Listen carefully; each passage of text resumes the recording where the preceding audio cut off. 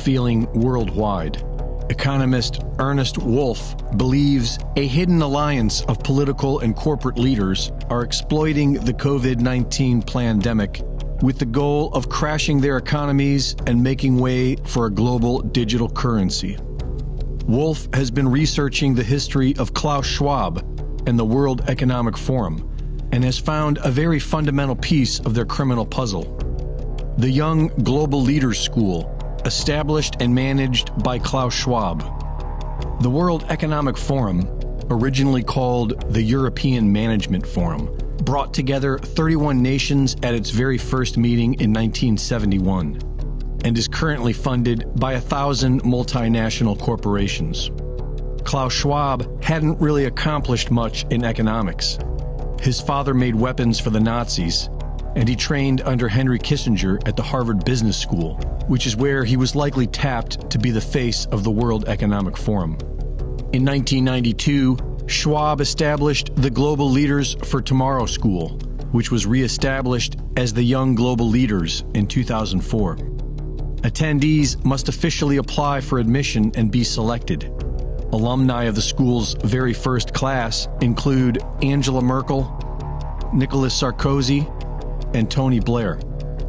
Other attendees include Bill Gates and Jeff Bezos, the Prime Minister of New Zealand, Jacinda Ardern. So long as there's people who are eligible who haven't been vaccinated, we've got work to do. I don't think I'll ever be satisfied so long as there's someone who is eligible and hasn't been. And that's why I've said this, there's not going to be an endpoint to this vaccination program. President of France, Emmanuel Macron.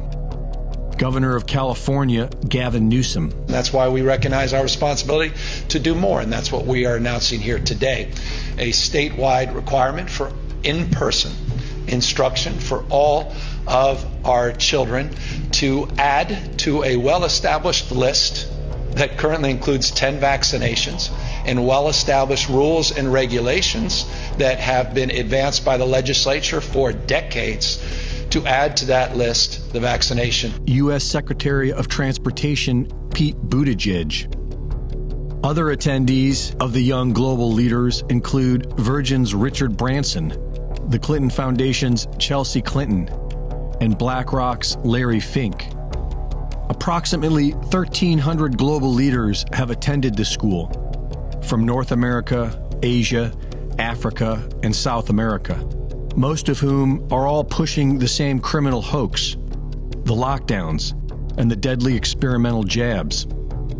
These are the foot soldiers bringing about the angry world that Klaus Schwab talked about. I don't know how it will play out in November, but what we know is that we will end up with many more unemployed, and particularly also people in the grey economy, which are not counted for, who lose their jobs. So we will see definitively a lot of anger already now, but probably increased by the end of the year, because this crisis will be with us until we really have found a remedy.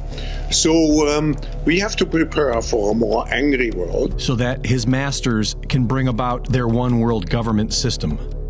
And in 2012, Klaus Schwab began the Global Shapers community, which has groomed an army of 10,000 young people to be the next group of saboteurs around the world, currently holding meetings in 400 cities worldwide. For Infowars.com, this is Greg Reese.